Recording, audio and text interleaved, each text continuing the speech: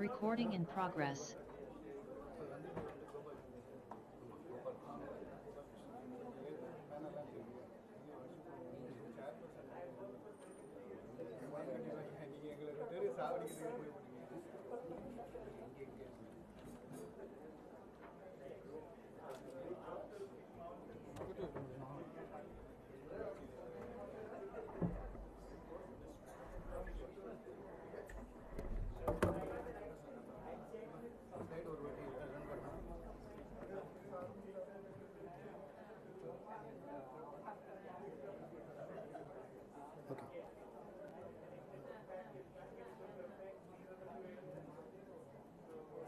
First slide போடுங்க. Super. இல்லை எனக்கு நான் வச்சுக்கிறேன், பட் நான் தான் ஃபர்ஸ்ட் ஸ்பீக்கர், அவங்களுக்கு நான் அட்ரஸ் பண்ண தேவையில்லை. She should have addressed it in her. வந்துட்டேன். நீ பார்த்துறியா? நீ பாருங்க வா. நான் தான் எல்லாத்தையும் பாதி 2-3 ஸ்லைட்ஸ் இருந்துச்சுல்ல, எல்லாத்தையும் கட் பண்ணி விட்டேன். ஒரே நிமிஷம். Okay good. இது வந்து ரெண்டுமே கேஸ் ஸ்லைடு. எஸ், அது மட்டும் தான் வச்சுக்கிட்டேன். மீதி எல்லாம் நான் இது பண்ணிட்டேன். Okay, salinization good. ஆமாம், அதில் சும்மா பங்களாதேஷுக்காக வச்சுருக்கேன். அதை மட்டும் நீங்கள் இதை மட்டும் பாசிங்காக பண்ணிடுங்க. ஆமாம், இல்லைன்னா உன் மதுரா கோச்சிக்கும், வேற ஒன்றுத்துக்கு இல்லை. அவனை தூக்கி போட்டு கிளியராக இருக்குது. ஆமாம், கிளியராக செஷன் 6 ஓகே. 2 பாயிண்ட் தான் சொல்லுவேன், நான் பேச மாட்டேன் நிறைய. ஃபைன் சார், பக்கா. Thank you very much.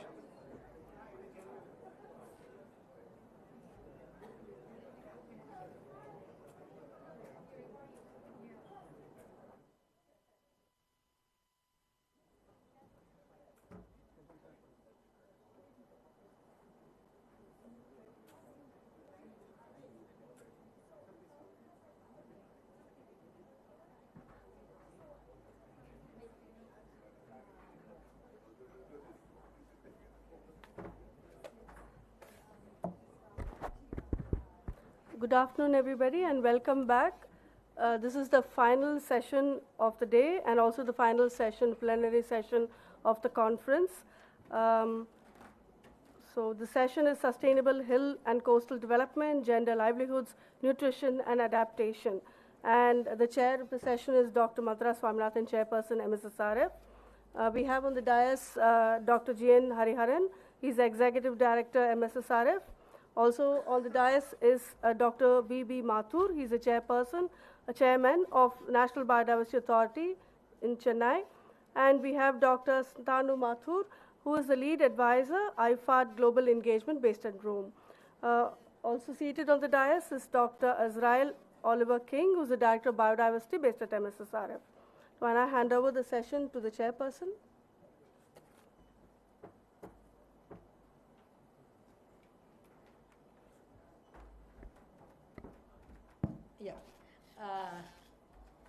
Good afternoon, everybody, and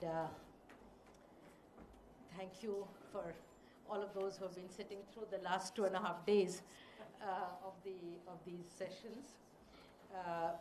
We are going to start this session with a brief review of what the issues that have been discussed for some of you who are coming here today. So I'll request Dr. G.N. Hariharan, our Executive Director, biotechnologist, who doesn't need an introduction here, to present the brief summary of findings. And after that, I mean, the idea of this session is really to sort of look forward and to think of, what are the strategies, policies, solutions, what are the directions in which MSSRF, but also the larger research and policy, community of those interested in policy and practice, where do they go? So, Hariharan, over to you. Yeah. About 10 minutes? Yeah. Thank you very much. In fact, it's my pleasure to present you the outcomes, major outcomes of the various sessions. For the past 2.5 days, we are deliberating. In fact, it is a very tough task. It's a recommendation by more than 50 different experts on the theme, and I have to summarize it within 10 minutes, so I will try my best and give you the in fact, the session, first session was the inaugural session, so I'll start from session 2. It's on globally important agricultural heritage systems, Foundation played a key role in identifying 2 GIS sites in the country. One is our Koraput region, where it is a secondary origin center for rice, and another one is the Kuttanad area, where it is below sea level rice, below sea level farming system. So these two are the contributions of foundation. I'm very happy to inform you, sir. And these are all the prominent locations with lot of characteristic features, and that's the reason we have selected them. And by doing that, we were able to really showcase that we need to conserve the natural resources. But ironically, people living here are still remaining poor. That is one point that came out very heavily. So we need to focus on really improving those sites. And there are several other sites in the country where this similar kind of recognition has to happen. And this approach can be a strong tool for rural revitalization and rural development based on their ecological characteristics and sustainable development. One other major point that came in because of this JHS and associated geotags, we can really improve the value of these products as well. In fact, there are a lot of recommendations and regional effort to expand the fund support on study, maintenance. The research components are still weak. That's what this session was. So within the JHS sites like Kuttanad and Koraput, development of diversity blocks linking with provision of awards and recognition to the custodian farmers. In that domain also, you may be aware, Foundation played a vital role in recognition of some of the tribal leaders and others. With respect to session 2 is the role of science and technologies in bridging knowledge gaps and sustaining ecosystems. Here again, in every sector, let it be fisheries, it's facing decline of fish catch, decline in natural resources, shallow water fisheries resources, and so on. What are all the, and especially in the event of climate change, what kind of new dimensions we have to bring in? That is what this particular session highlighted, especially water pollution and fish quality. And there was also another important lecture on human evolution using molecular tools, where the speaker elegantly pointed out how we were able to predict the migration of Indian population and how certain genes are responsible for creating diseases in our body and so on. It's about mapping those very key area. When we think about sustainable development, these dimensions we should not overlook. That is what the key point that emerged here. And the future smart food also is one of the gap areas for research, especially genetics and genomics of some of the important crops, technical constraints and market constraints. All these things need to look at holistically so that we can give the best to our people. More national and local policy attention is needed to engage all stakeholders, more studies to integrate the key areas, identify agroecological zones, improved nutrition, income, and other impacts to the people. Session 4 is also another very interesting area with respect to climate change and its impact. We are having a very huge coastline, and the salinization of soils, especially productive agricultural soils, are going to be a very challenging area. And this particular session focused on how we have to look at the various dimensions here. Participation from the Mekong, from Vietnam, and also from Bangladesh scientists contributed here. Salinization resulting from seawater intrusion in coastal area is a major issue, and this is not just only for us. Our neighboring countries also face this, and various pathways to how to really, right from farming the dikes in the coastal area to giving information to the farming community, how best we can adapt and how we can specifically identify those crops which grow over there, the unique cultivation practices, how to really chronicle all these things so that we can make the system more resilient when climate change is happening.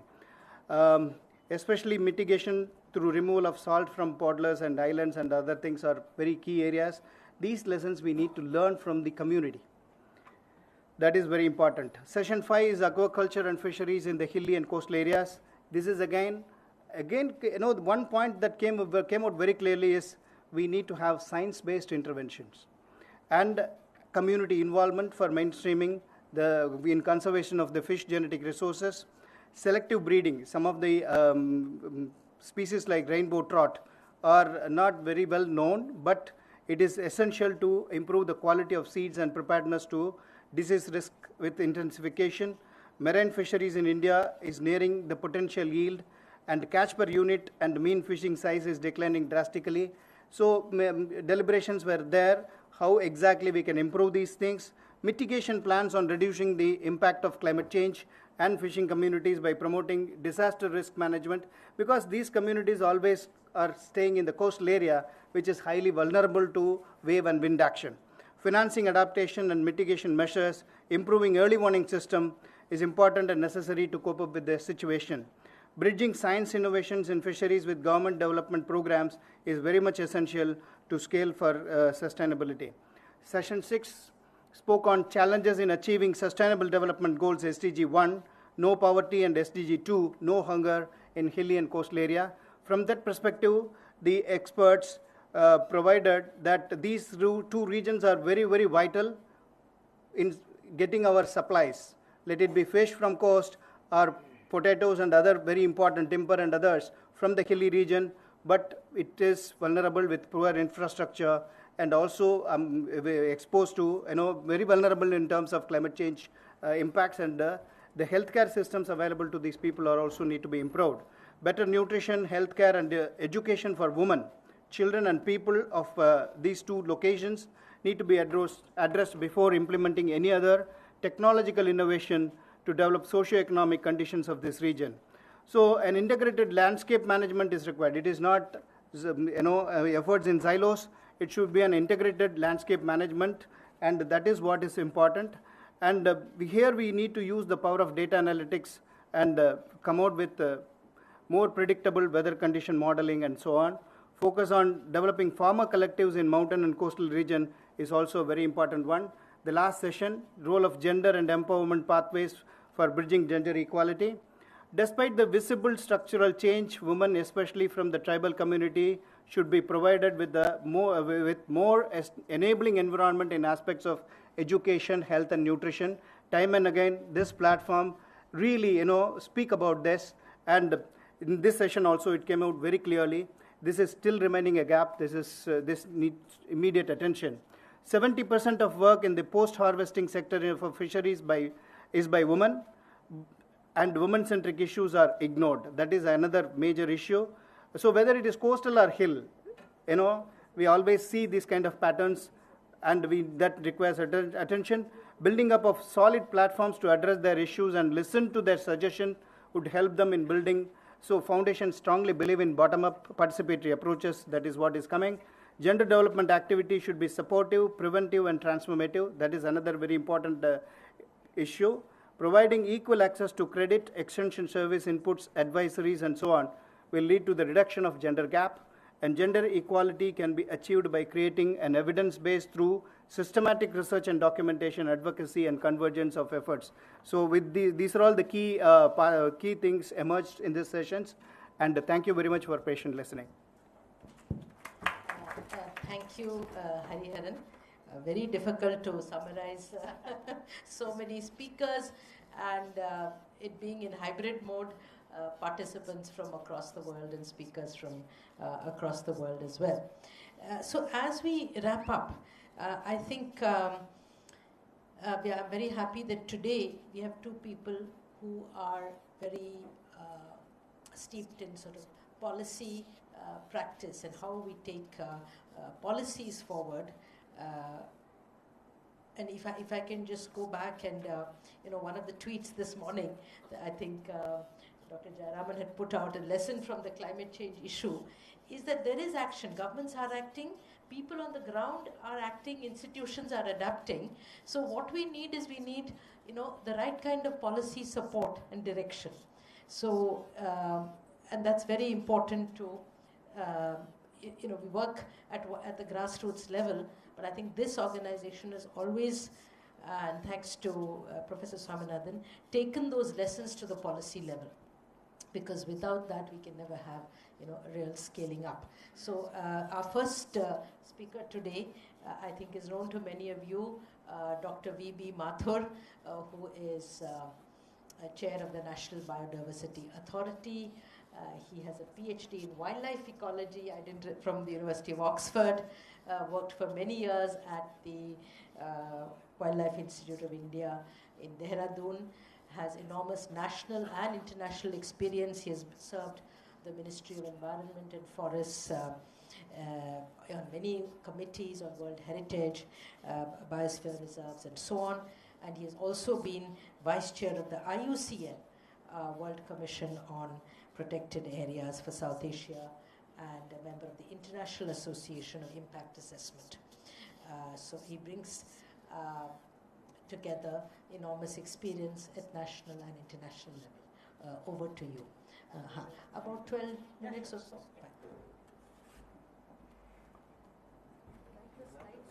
No. I'll just use it. It's okay. A very good afternoon, ladies and gentlemen.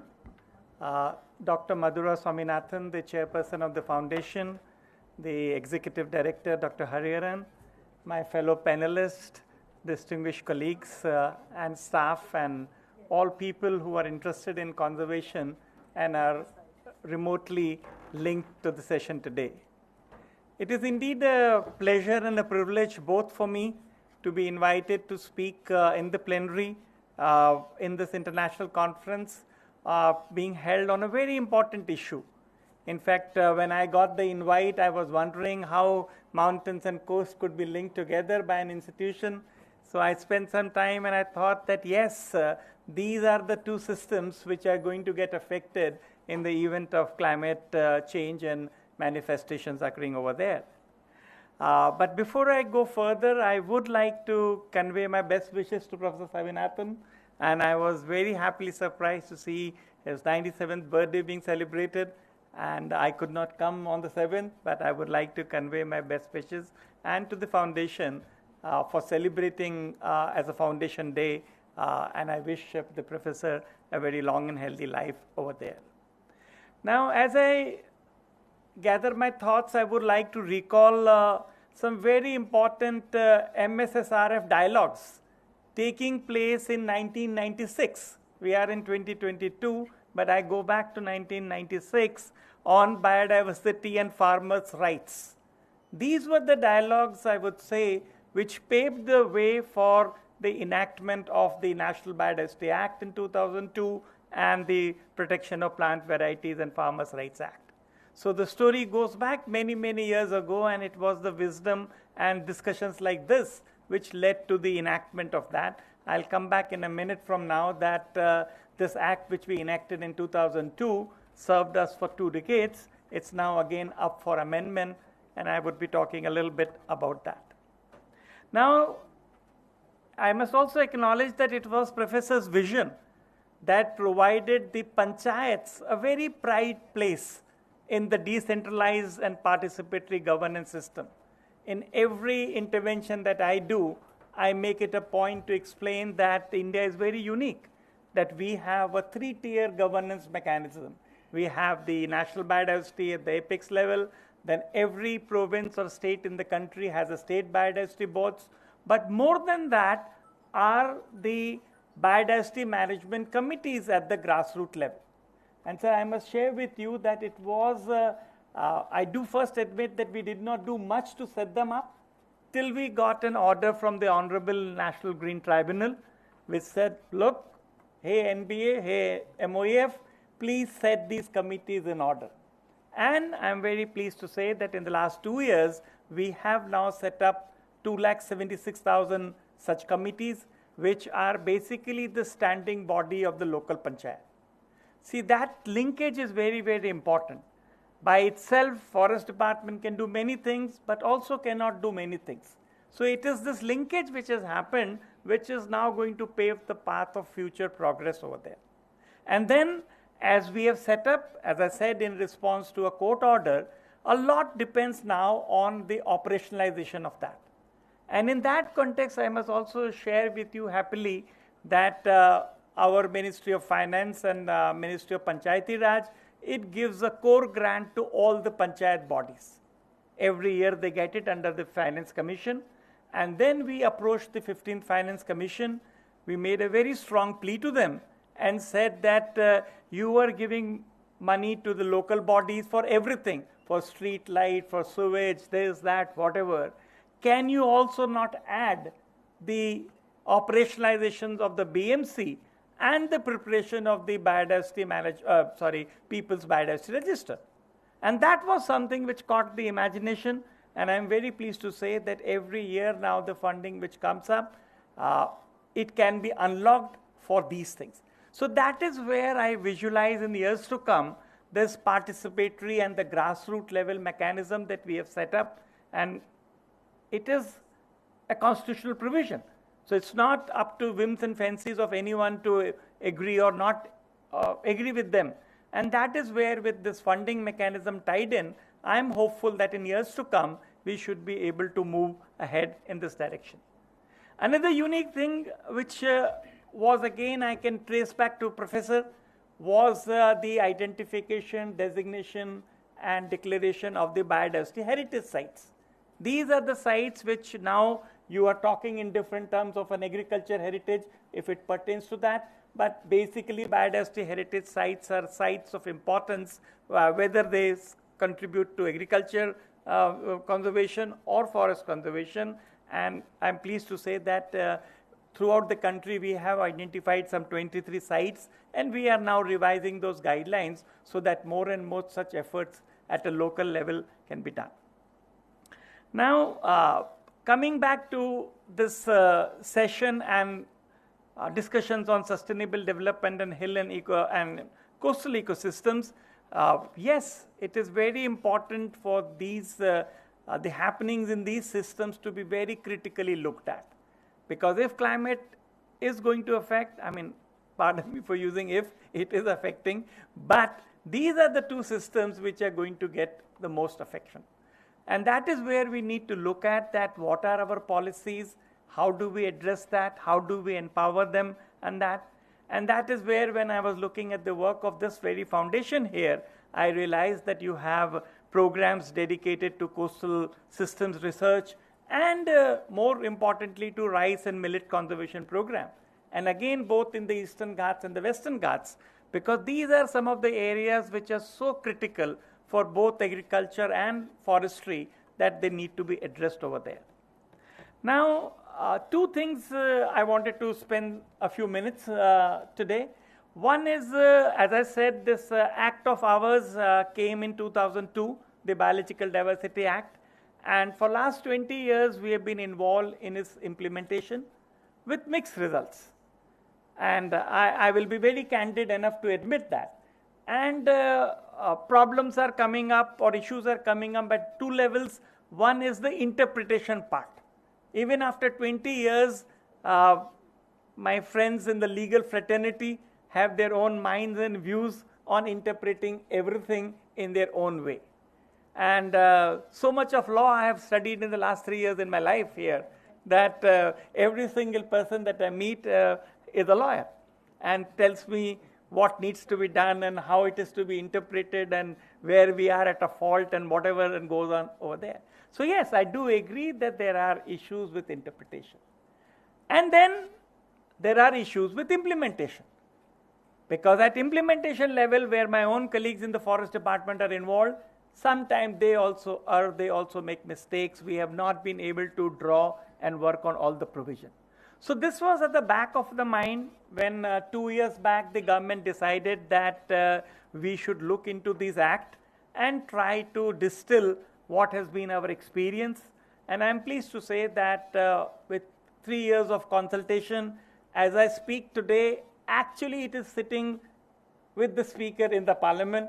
If only the parliament could function for its regular session, it would have come, or we will have to wait over there.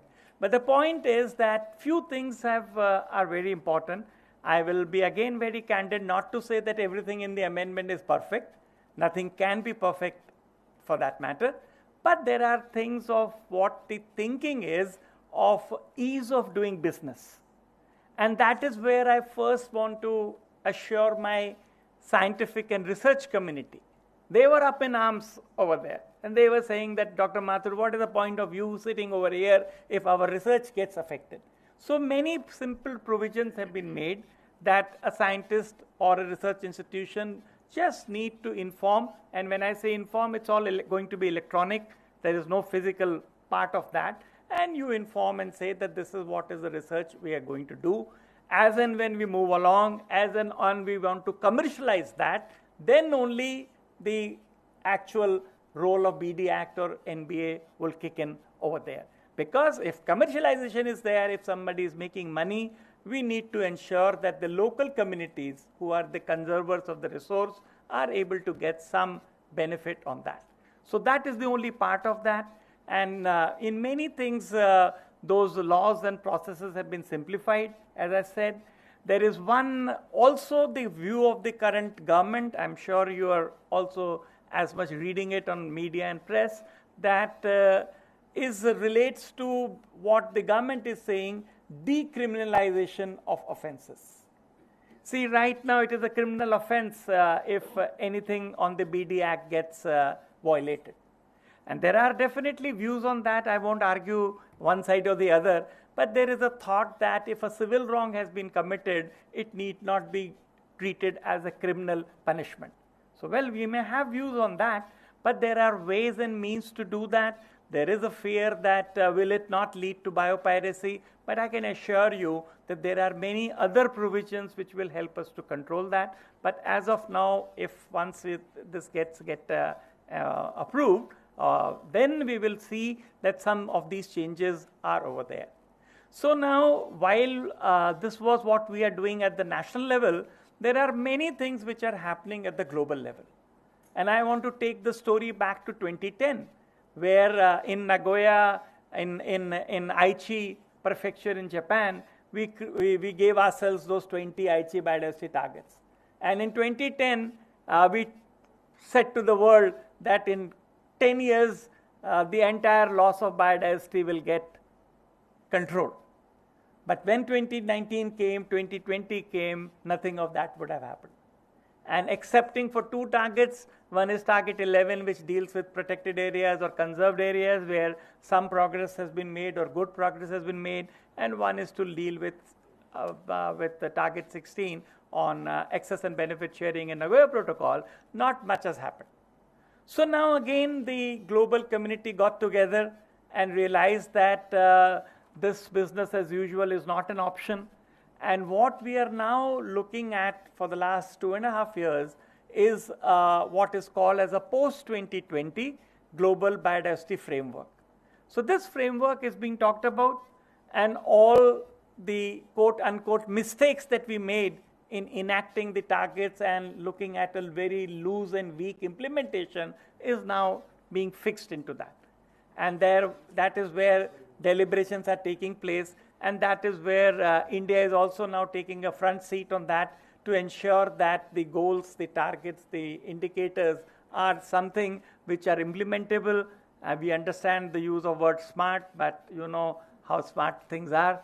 I won't say much on that. But yes, I would say that there is a new thinking, there is a new understanding, and two things remain very, very challenging. One is, of course, the implementation of these new framework. And implementation will need mobilization of resources. And that is where India is now up in arms over there to say that the developing South needs regular, assured, adequate, timely financial support. You can't, it's good to have an ambitious framework, but this framework will achieve nothing if you don't back it up with a good resource mobilization. So that is one thing which India is now looking at. There is again a related issue, a complicated issue, I would say, about the digital sequence information, because that information is very critical. It is linked with access and benefit sharing. We want, yes, information can be provided, but in the process, our local community should not be deprived of the genuine benefits. And lastly, there is an overwhelming push on having a gender-specific target. It was not there earlier, but in the recent negotiations in Geneva, in Nairobi, in Bonn, this is taking place, and India is very supportive of that, that while gender we still feel is a cross-cutting issue, it is not just one target, but we say that, okay, we do this cross-cutting and mainstreaming across all targets, but we will be also supportive of having a separate target looking at that. So with these words, I will again thank you, ma'am, for providing this opportunity. And of course, these discussions have to be followed on a continuous basis, because it is only towards the end of this year in Montreal that we will be able to get this framework in place. Thank you. Thank you very much, Dr. Mathur. And we've really heard from the person who's involved in all these negotiations as to the state of what is happening, both in the national legislation as well as in international, not negotiation, international conventions or deliberation. So I think you've given us a lot of food for thought, and I think we can, in terms of going forward, it's good to know what are the kinds of changes that are coming nationally and internationally. I turn now to Dr. Shantanu Mathur, so there's just one initial difference here, but again, a very old friend of the foundation who has worked for many years at the United Nations, particularly at IFAD in Rome. He is from the other university, from Cambridge. This is a rival to Dr. B. Mathur. He has also enormous international experience, having been vice chair of the Global Forum for Agricultural Research, GFAR, co-chaired the Global Donor Platform for Rural Development. He has been the first CGIAR Fund Council chair of evaluation and impact assessment, and vice chair of the CGIAR Finance Committee. So enormous breadth of experience, and most recently retired as vice president of IFAD. So, but is very active, as he will tell you, closely associated with IFAD, and so we hope to hear from him on, some thoughts on the way forward. Thank you. Sit here. I don't have any prepared speech here, so I'll be very happy to do it from anywhere. Stand there and then I'll take away this mic.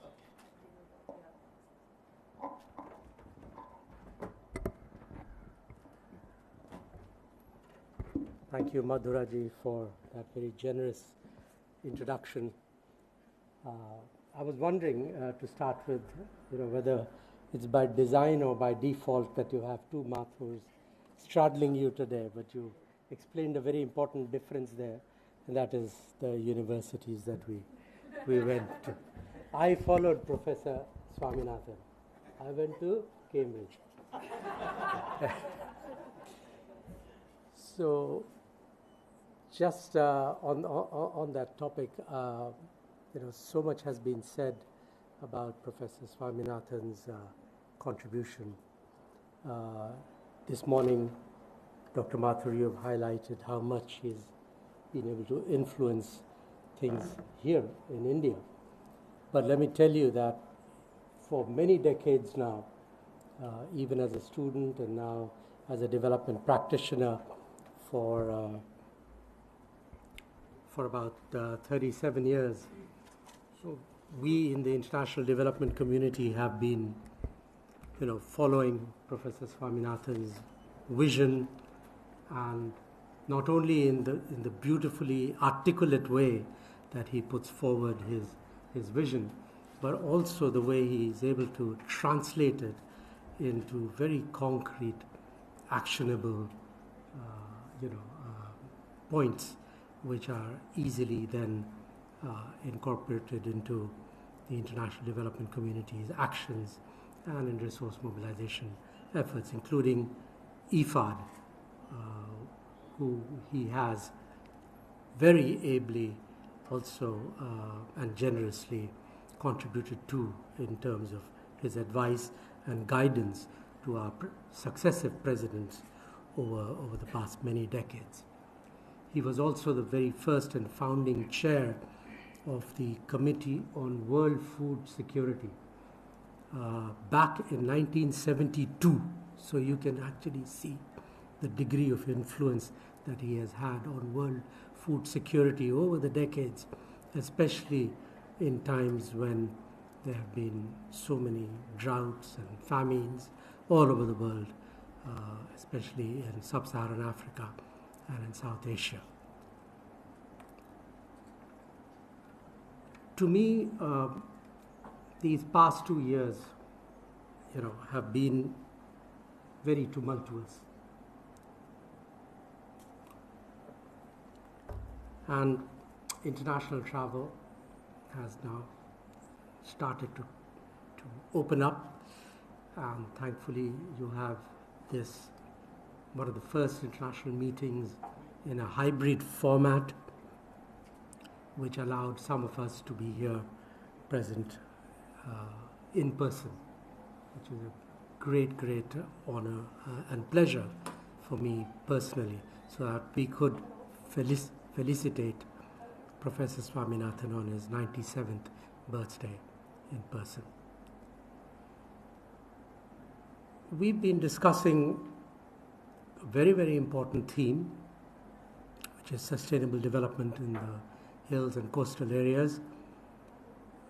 As Professor Hariharan also mentioned, these are areas which are home to millions and millions of very poor people, and yet ironically, they also have very rich natural resources, ones that we can build on very clearly and move forward with in the context of sustainable development.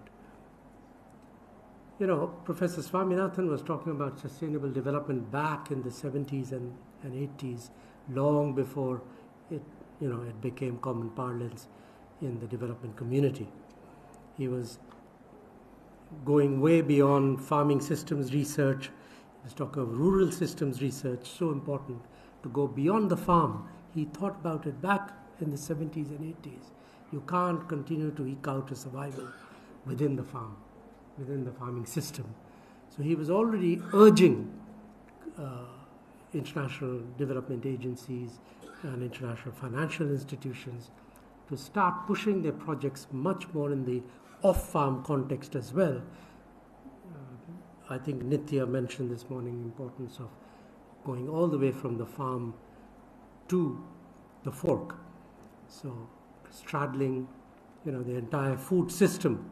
So the transformation of the food system, which means that we talk about investment in inclusive and sustainable rural transformation. That's absolutely key. But let me go back to this conference itself. Firstly, in terms of my takeaways, I would congratulate MSSRF that they're able to successively, every year, they're able to identify such a relevant and meaningful topic and theme on which we all could meet. And each of these themes have been close to the heart of Professor Swaminathan and have actually represented much of his work and his life, in fact. So congratulations for that itself. A second congratulations, I think, go to the organization and the way you have actually set up the agenda of this meeting. I think there's a very clear line of logic from your session item number 1, 2, 3, 4, 5, 6. In session 2, Dr. Hariharan was talking about the globally important, nationally important, locally important agricultural heritage systems that we were dealing with. But mostly we felt during the discussion as well that we were being a little bit too romantic about conservation, a bit more static about conservation, within the communities. How about conserving the patrimony and the knowledge systems, etc., etc. But as Bian and others reminded us, it's important to go well beyond, and Professor Swaminathan also always used to say, what's in it for the smallholder? What's in it for the poor rural communities? what about their profits? What about their incomes? How do you do that if you look at it only within the insular context of GIAS, the globally important agricultural heritage? Moving slowly, the discussion evolved until we reached, in a very sophisticated manner, to yesterday's discussion in session 6 on SDGs, where we were starting to answer some of the outstanding and open-ended questions that were raised in session 2.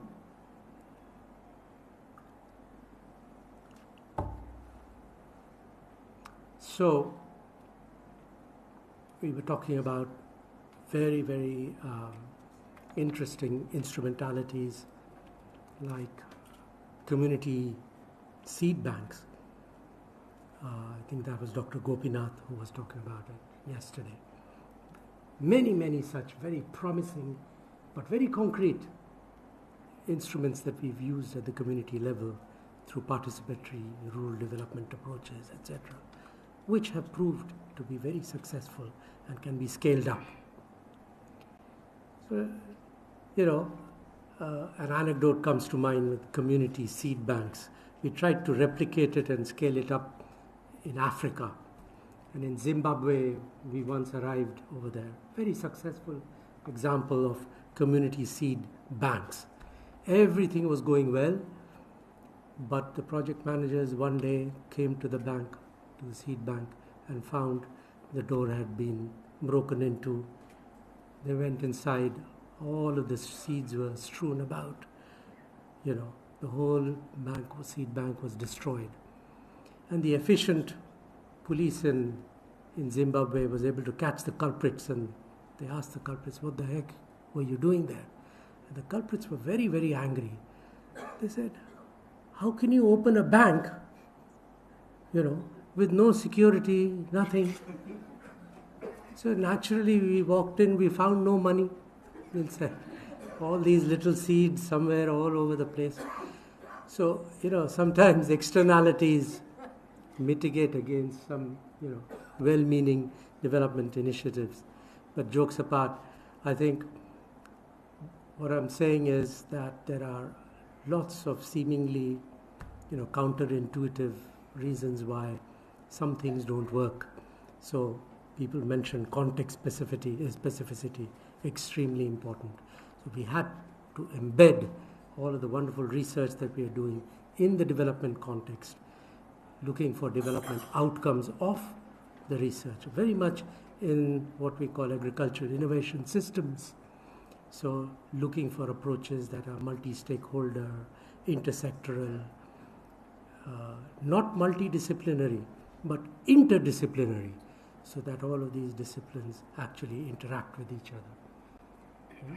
So Professor Swaminathan used to talk about interdisciplinarity, very, very important.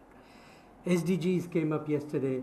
The SDGs, when the Global Partnership for Development came together, talked about SDGs.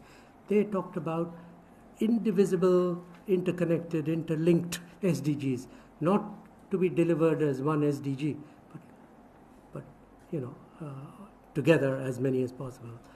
SDG 1 and 2 cannot be delivered without SDG 5, the inequality, SDG 10 that you mentioned, sir, yesterday.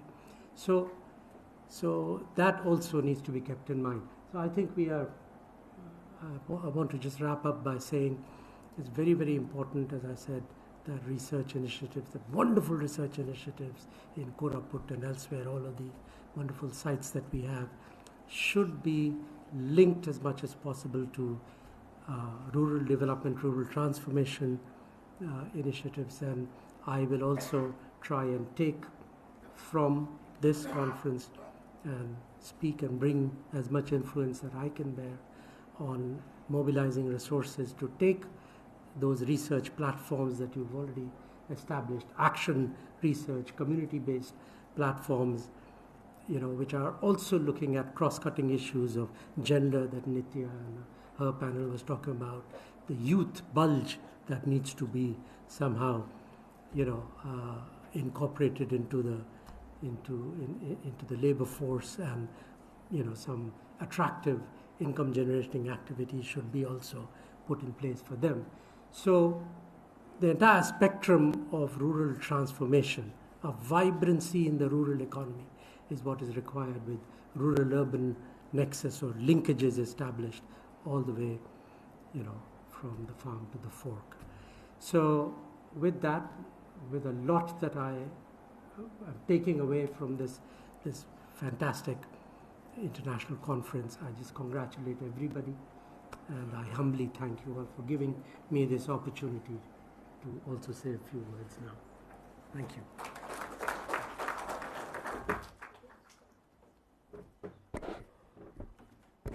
Thank you, Dr. Mathur. Thank you to both the Dr. Mathurs and all the other speakers on the stage. I think the closing remarks for the session will be given by Dr. Madhura Swaminathan, the chairperson of MSSRF.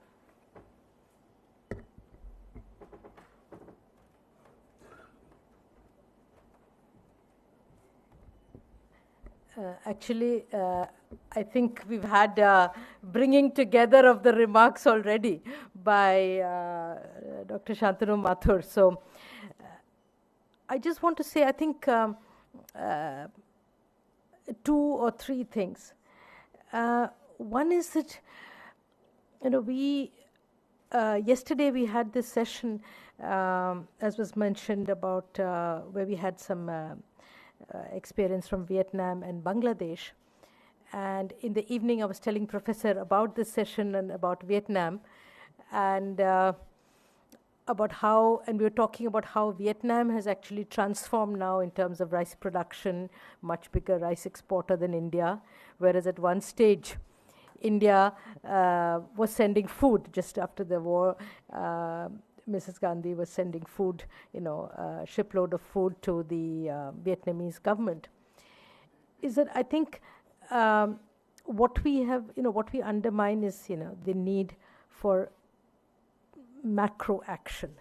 So I think one of the things that MSSRF has demonstrated and is continuing to is what are the experiences on the ground, how do we take science policy there, how do we find solutions? Because I think one of the leading principles of this organization has been not, after identifying the needs and problems, to look for practical solutions. Not, there's a lot going wrong, whether it's a state or in India or the international situation, but to look for practical problems.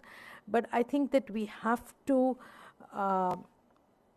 take it back. It was there earlier, but I think it is up, and not to my generation even, I would say the next generation, the young scholars here, we have to take up the lessons from these right to the top, to policy, whether it's at the state government level, central government level, or international arenas. And you said, that we have influence, and India is a voice that is heard. So we are into, science for society, research and action, but at some stage, or action research. But it's very important. I mean, it has been done, as was mentioned in the case of the Biological BDA Act and so on. The origins of the Act were in dialogues here. I think it's very important now that we, on important issues where we have experience, we take our voice up to the highest policy levels, be it global or national. So I think that's one point I wanted to emphasize. The second is, just as I was sitting in the last session, a thought came to my mind. This is just a personal anecdote. One of the first pieces of research I did was in mountain areas in Garhwal. It was a study on women's time use. And about 2 years ago, I did a big study on time use in southern India. So this, I felt, I'm doing the same thing, 40 years. It was exactly 40 years ago in 1982. And as far as I know, and in fact, Devaki Jain is one person who mentions that study because, I knew her at that time. It was one of the first studies, it was a master's thesis and not cited much. But, it struck me that on some things, nothing has changed in India. I mean, we've made enormous strides in terms of GDP and, our international role. We heard about 30,000 crore of exports of basmati from Dr. A.K. Singh on the inaugural day. From from ship to mouth, etc. But I think there's some things, gender, and I would add caste. There are some structural things which have not changed in India. And, perhaps, one of the lessons going forward is that we shouldn't, put these as, we'll deal with them later, or these are the constraints that we have. This is the socioeconomic context and we have to work within it. I agree. But I think somewhere we've also got to, up these to a, gender to some extent has reached the international, as you said, the acts and so on, gender targets are being there. But a problem like caste, which is very specific to India, there's a big discussion on race in the US and internationally now. Perhaps this is a time that we should also, in our research and in our policy, not just say specific socioeconomic context, but actually give the words that we mean when we say that, that how caste structures are constraining sustainable development in India, because in my view they are. So just like I think gender, it's not just gender empowerment, gender is constraining sustainable development. So it's part, it's both, unless you have it's central as part of development, it's not going to happen in the same way. We are going to, and I don't want to end on a sort of negative note, but I think all that India has done and is able to do, whether it's in meteorology or whether it is in space research or in agricultural research, I think we have to deal head on with some of the constraints which are really keeping us back from becoming, a superpower. So let me end on that note. These are just thoughts that came to me. They're not really closing remarks. I hand over to Oliver King for a formal vote of thanks. But my own, I think what is most exciting about being here and meeting people from different walks of life is the kind of thought, ideas that come to you. And these have been very enriching 3 days. So thank you all.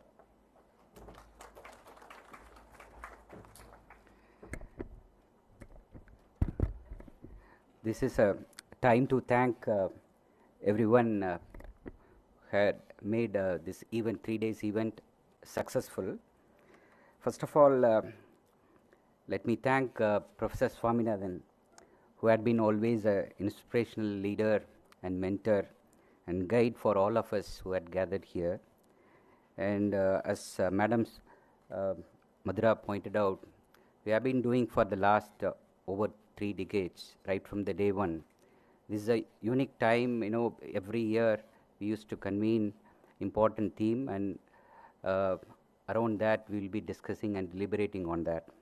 So this year we have convened this international conference that extensively discussed about the constraints of the hill dwellers as well as the coastal dwellers. And around 8 sessions, 52 national and international panelists they have attended, and over 1,300 participants on online and offline they have attended. That's what I gathered from media. And I thank the trustees of the foundation and the chairperson, Dr. Madhura Swaminathan, who had been giving us a critical guidance and inputs right from the beginning of the design of this international conference, and Executive Director, Dr. Hariharan, and Council of Directors. And specifically we need to mention the Honorable Minister who came here to inaugurate this conference, Dr. Thiru Shiva Mayyanathan Avargal. And we also thank the overseas panelists from India, and the NGO fraternities, CBOs, and custodian farmers from across regions in India. And the session chairs and coordinators and rapporteurs of 9 sessions that we had. And we also thank the coordinators of MSSRF Research and Technology Pavilion. Probably some of you for this session who had attended, there are 3 pavilions are there where we have portrayed what we have done in the last 30 years. MS Swaminathan Foundation Research and Technology Pavilion, and also the community pavilions are there. And we also profusely extend our thanks to the donors of this event, the Protection of Plant Variety and Farmers' Rights Authority, Jamanlal Bajaj Foundation, NABARD, HDFC Home Loans Division, and AgroCrops Global Peanut Company, Pushkaram Agricultural Research Institution in Pudukottai, Dr. Moopan Medical College, Wayanad, and Eurofins Genomics and Swayam Foundation for their support for convening this event, important event. And let me also thank the program committee within MSSRF. There are 3 committees were constituted, and for all the chairs and the members of the foundation for supporting this event. And colleagues and well-wishers of the organizations also extended our thanks. And print and electronic media in Tamil, Hindi, as well as English for them too. And also the vendors for their services, and security services and housekeeping services too. I specifically want to mention the support rendered by Dilara and Kannappan. Last 1.5 months, day and night, they have supported all these efforts. I thank you one and all for coming over here, and please join for a lunch. Please rise for national anthem.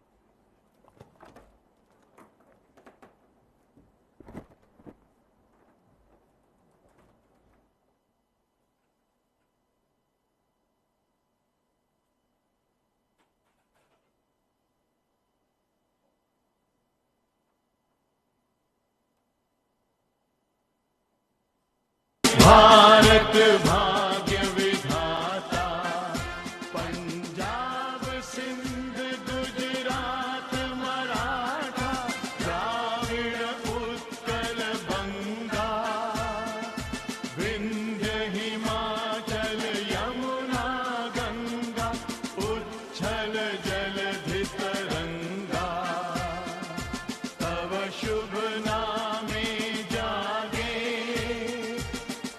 शुभ आशीष मांगे, गाहे तव जय गाथा, जन गण मंगल दायक जय हे, भारत भाग्य विधाता, जय हे, जय हे, जय हे, जय जय जय जय हे।